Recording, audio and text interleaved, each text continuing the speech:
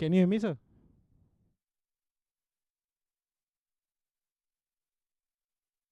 It's live right now, so I can't. It's mute.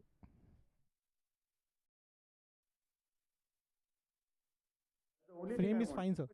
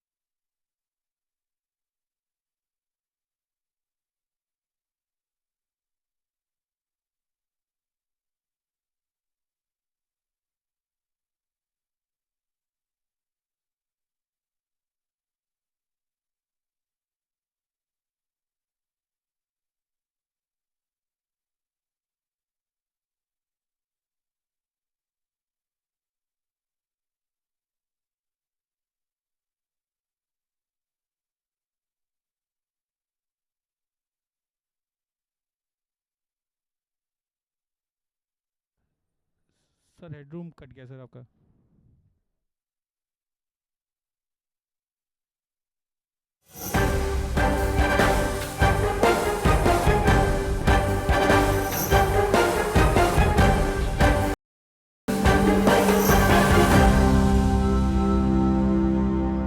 Welcome to the 2015 Delhi election tracker as we enter absolutely the last lap of this very interesting now two-horse race between the BJP and the AAP in Delhi. Counting is tomorrow and we will know the outcome of all that we've been working for so long. Yashwant, it's been a fascinating and interesting journey, not just because these elections are exciting and so on. We've seen so many new trends being set, so many new, in a sense, records being created. The story of Arvind Kejriwal's fight back, the way voters are voting differently. If I were to ask you to sum up the 2 or 3 things before we delve into the numbers and what's looking so different or has looked different so far, including the exit polls, what are the 2 or 3 things that have really stood out for you so far in this entire election trail and campaign, Yashwant? Well, the one big change I would say in the campaign trail that I have witnessed so far is that December 2013 was a campaign which was predominantly a negative campaign run by Arvind Kejriwal against all the political parties. And somehow this time it was upside down. This time they were talking about on the campaign trail about the issues and the development and other things. And while the entire agenda of the BJP and the Congress went negative against Arvind Kejriwal in person and against Aam Aadmi Party as a party. So somehow they started a negative campaign, came up to the positive agenda, and BJP and the Congress started with a positive agenda and eventually ended up in a very negative campaign, which eventually helped Arvind Kejriwal a lot. Right. So So one key element of campaign was how roles switched so dramatically and somewhere halfway through. So we were talking about a two-horse race. It's literally like horse. Two things that stood out, Yashwant. Well, I think the biggest finding of all the data and while studying the demographics of these elections is that concerned. I believe and I firmly believe that Delhi has moved beyond the traditional caste and religion-oriented analysis of Indian electoral politics, and it has moved into the class territory, and that is a very big subtle but very big change, very dramatic change. Because as we look into the demography, we figure out that while 1 year back, the entire vote bank of Arvind Kejriwal and Aam Aadmi Party was much more cosmopolitan, and it basically consisted of anti-Congress vote at that point of time. 1 year down the lane, that has changed drastically. And what we are looking at is that now Aam Aadmi Party core vote is consisting more of the core Congress vote, and it is now more of an anti-BJP vote or profile. Right. That's okay. a very big change. Very big change. Right. Okay. And we'll get into the details in a little bit, and we'll come to the final exit poll numbers shortly. Before that, let's look at voting trends, and we're going to show up all the graphs on the screen there. So the first is, let's look at how the gender voted, right? What was the sort of gender split? So up 43%, BJP 41% for females, and males up 44%, and male is 39% and female is 44%. So clearly, you know, in males majority, or rather the gap between in the male and female category, more males have voted for AAP, or seemingly have voted for AAP or supported AAP than female. Is this? But Yashwant, if I remember correctly, in the run-up to the elections, things were a little different, weren't they? They were a bit different, but the fact remains that eventually. Hello, are you getting my voice? Yes, yes. Go ahead. Eventually, the gap of the male is bigger for Aam Aadmi Party than the gap of the female. It seems like the BJP lead in the females have come down. But again, there is a very specific dimension to the even female voting trend, because the turnout of the LIG female is much higher than the turnout of the middle class females at large. Right. That's and we have been discussing this in the last couple of episodes, how the relative turnout in these elections is going to matter, and how the relative turnout will eventually decide who is going to win the election. What it seems like, there has been a vertical split in the city as far as the lower income groups are concerned, and as far as the higher income groups are concerned, and the turnout factor of the lower income groups has been substantially higher than the turnout of the middle income groups. Right. Okay. So let's go to the next one, which is age and demographics, and this is very interesting. Yashwant, as I see it, and as those looking at the graph or the chart will see, is that the young and the old have clearly voted for AAP, and it's only somewhere in the middle between 36 and 55 years is where there is some sort of uniformity between AAP and BJP. So young and older seem to be, and young more so than the older, seem to be clearly aligned with AAP. Am I correct, Yashwant? Clear lead among the youngsters, and this is precisely what should worry BJP a lot, because this is precisely the segment which voted for Narendra Modi. And I can say without any hesitation and without any doubt that the so-called utterances of the so-called fringe elements within the ruling party diaspora right now, I think that has a lot to do with the youngsters moving away from the BJP in the last 3-4 months, and especially the young females. That has been a big change. That has been quite a substantial change. If you look into the age and the gender demographics, you will figure out that the middle age and the higher age females have voted for the BJP, but the young age females have big time gone decisively in favor of the party, and that has a lot to do with whatever stupid statements, utterances that have been given by the extreme right wing of the BJP and all those who talk in the name of Hindutva and that kind of elements, which the BJP conveniently says that it's a fringe.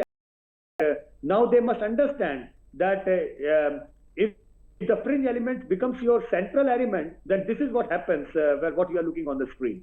Right. Okay. Let's move to the next one, which is really, how literate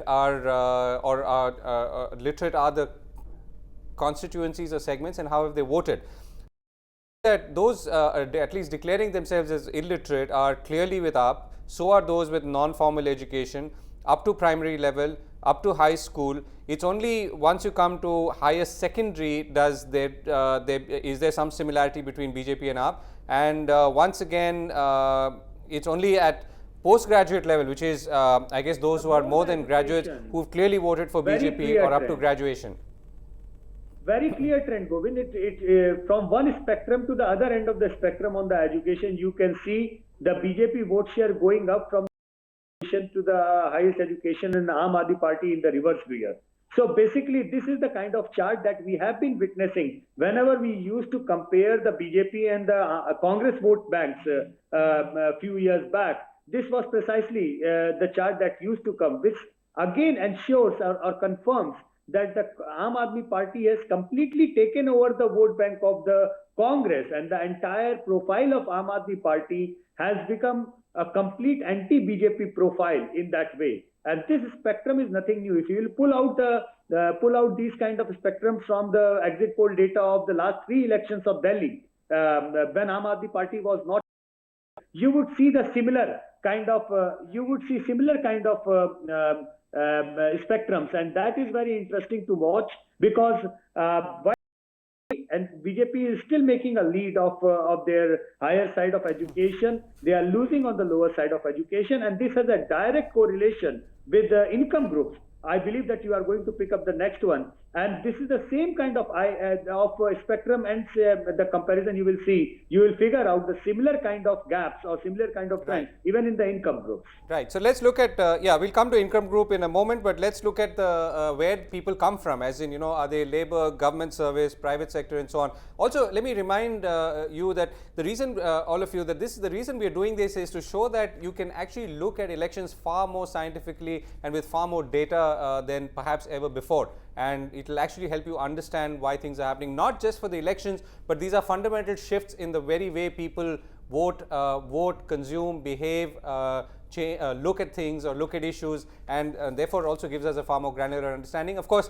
coming up a little later will be the exit poll, and we'll look at that a little more closely. Now let's come who are the people who voted and where they came from. So labor or general labor, as you can see on the screen, 50% with UP. Government service 44%. So private sector is 43, slightly higher than UP, except in the case of business and self-employed, where it comes a little close.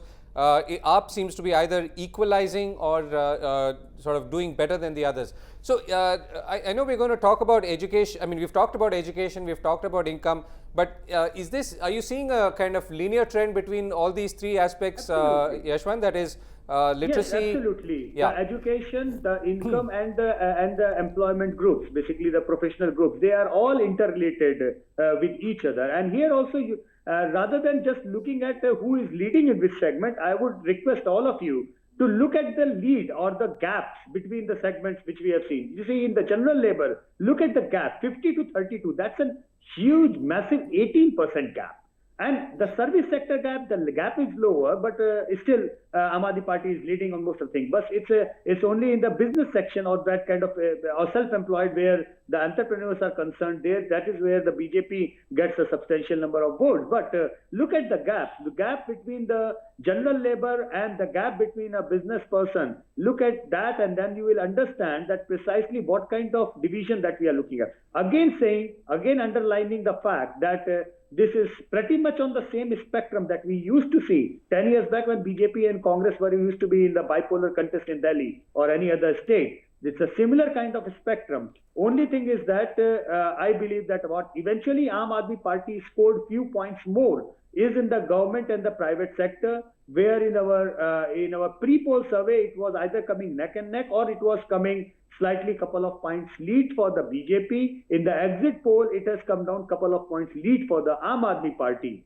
And among the housewives, it is a split, where in the pre-poll survey, the housewives were were giving a lead to the BJP, but eventually it is coming out to be almost a tie at 41-41. But gap in the unorganized labor, big gap in the unorganized sector, big gap among the daily wages worker and the low income group, again the low education, low income and the low employment group. This is where the Aam Aadmi Party and let's pull up the income chart and you can see, I mean, the dramatic differences. So 47% of the less than 3,000 rupees income is with AAP, BJP is at 36%, 3 to 6,000, 49 and 32, 6 to 10,000, and you can see that gap sort of narrowing as you go up, and then finally once you're above the 1 lakh category, BJP goes ahead, or above the 50,000 rupee category, BJP actually goes ahead. Until then it's more or less neck to neck, and so this of course is in keeping with the trends that were predicted even before in the pre-election pre-election tracking polls, Yashwant. So what are the numbers that we're looking at roughly? I mean, so when we are saying that in the less than 3,000 general labor, mostly illiterate category, what percentage of the total electoral population would they represent? It's quite a lot. In fact, if you go, I would say that if you separate the low income group and the lower middle class, then the middle class, upper middle class and the high income group, it would kind of virtually split the city 50-50. It's that kind of thing. And it is a very interesting and very important number that you are looking at the screen. Look at the gap again, I would say. The kind of gap is ranging from in the lower income group or the lower middle class is 10 to 15% or 18% kind of category. And then in the typical middle class, this is where the gap starts, getting lessened, and BJP comes into play. And the moment you go to the upper middle class and the higher income group, the kind of gap is just the opposite in the other side. So it's really strange. You see the first graph, that is 36-47, and look at the last one, 48-37 in the opposite direction. Right. Yeah. This is the kind of polarization. This is the kind of precise polarization that we are looking into this city. This is why I am saying that this city has polarized virtually between the haves and the have-nots. I know plenty of people say this is a very easy Marxist theory of looking at the election results or the exit poll trends.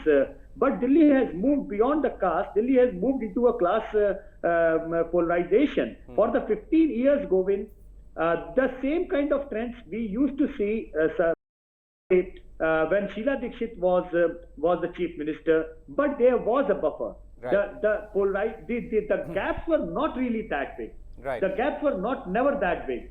So the polarization is acute. Sheila Dikshit somehow for 15 years carried this city. The traditional core vote of the Congress of the low income group always voted for her, and she was a darling of the middle classes in this city. That is why there was a chief minister who had a conciliatory approach, or the tone or the manner or the policies, where even though there was a division on various classes on the voting lines, but still this city was not bitter, and this city was not on the extreme side of the polarization the way the numbers we are looking at right now. Right. So even though Aam Aadmi Party is sweeping in the have-nots and BJP is still maintaining the haves of haves, what we are looking at is that the transformation, whenever whoever forms the government, right. I just pray and I hope they have the conciliatory maneuvers, conciliatory way of having the reforms and having the governance idea, which try to bridges this gap in the perception rather than in. Right. So, Yashwant, let's, and we did now, since we touched upon caste so much, now let's come to caste, right? Before, and remember, we've still got the exit polls ahead. So, in the caste, it's fascinating actually. You're looking at all the minorities, the small communities swinging towards the AAP, and this is something that we had forecast and seen earlier. It's quite dramatic if you look at the Muslims, 66% against. 66% in favor of AAP, only 8% in favor of BJP. Even Congress scores higher there, and that's one of the rare areas, or perhaps the only area where Congress is actually scoring higher than the BJP.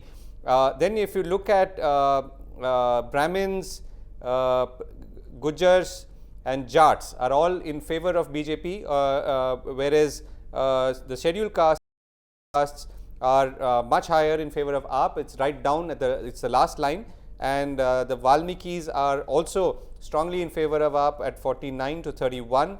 Roughly the same turnout for Baniyas and Rajputs. But again, just to go up, Punjabi, Khatris, yeah, they're roughly the same. Brahmins, of course, are in favor of the BJP. So if you were to now draw an arc, Yashwant, so we talked about literacy, income, where people were working, if they were working, what is the kind of background they came from, and finally their caste, right? So are there sort of clear trends between, and can we draw a little map as to say where people would fall now?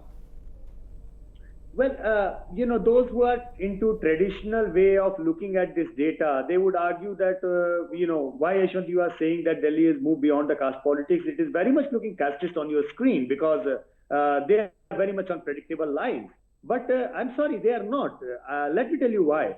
Because the core vote of the Congress, or the areas where the BJP was not really strong, the core vote transition to the Aam Aadmi Party has ensured further polarization into those core votes for the Aam Aadmi Party. There is nothing substantial or surprising in that.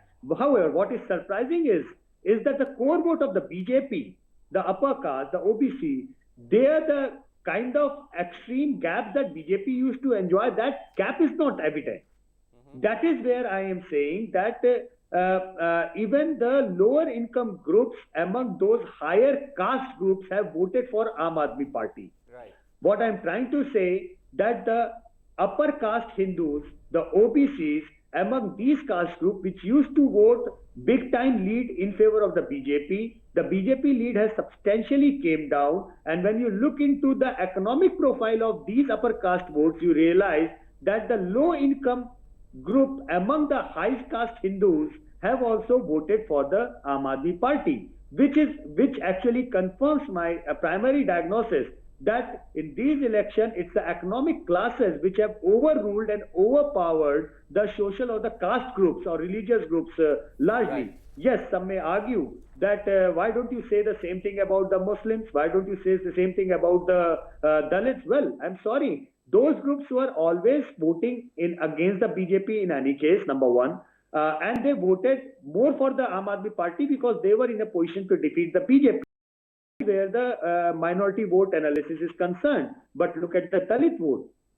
Govind, let's not forget that in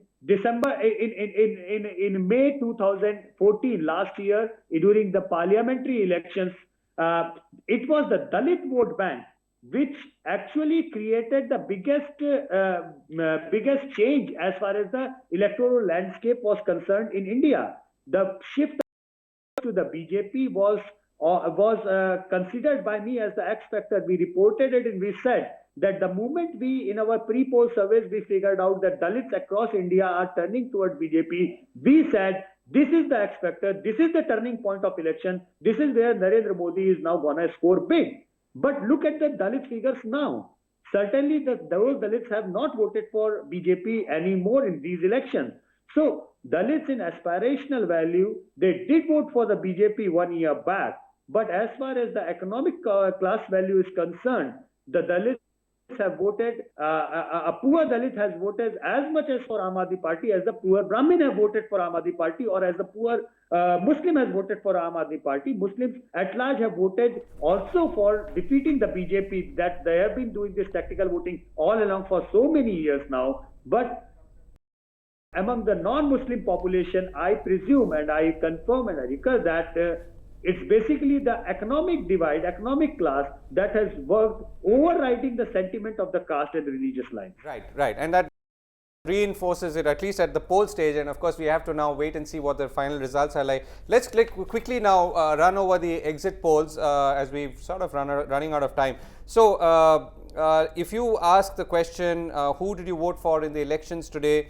Vote share projections, 40% is with BJP, 43% with AAP.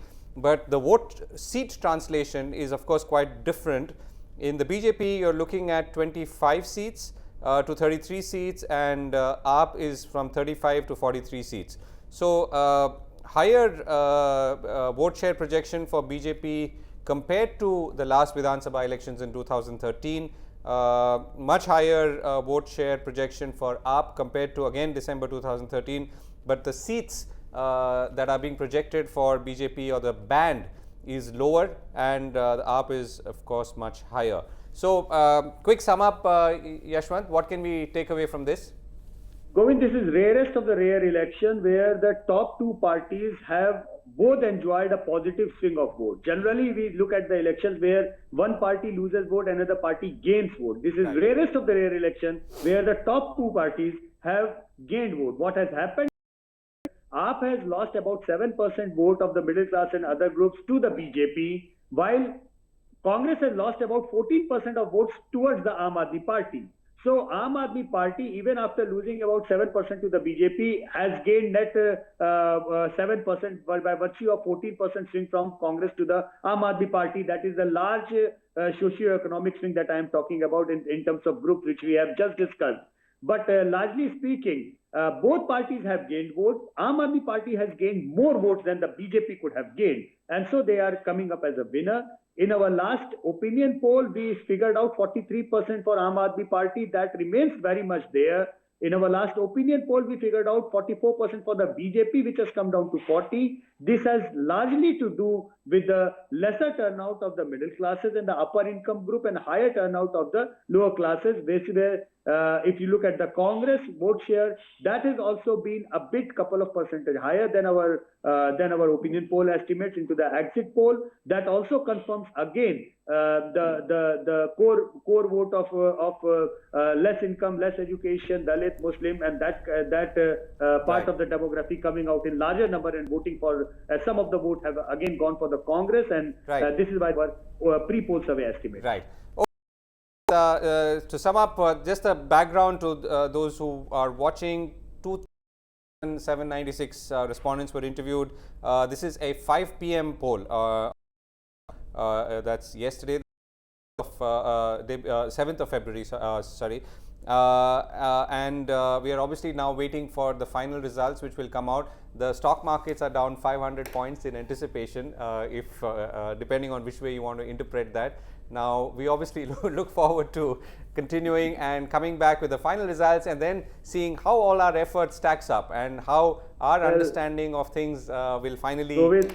The stock markets are simply sharing the sentiment of the policy level. What they are looking at, that once Aam Aadmi Party and Arvind Kejriwal realizes that this is the core vote which is supporting me, they are likely to come up with more populist, more freebie, and more socialist era government where you tax the rich and you give the things free to the poor, and this is what we have seen in earlier casts. I hope and I pray to God that they are much more pragmatic than this, but the stock market realizes this is what they are going to be, and this is where if we are going to end up with our electoral politics, I guess that economy has might have a difficult time into the days, but I just pray that whomsoever comes to power, they try to bridge the gap. As I say, we need a much more inclusive government which has a much more inclusive policy. And Delhi is very important, as we've reiterated through this series. Perhaps more important would be. Thanks very much for watching, folks. We'll be back after the results, it appears, but we'll have the final numbers and of course help you draw this arc that we've been trying to draw right through the 3 months of drama that we've been witnessing in Delhi, in so many dramatic ups and downs. Thanks for watching.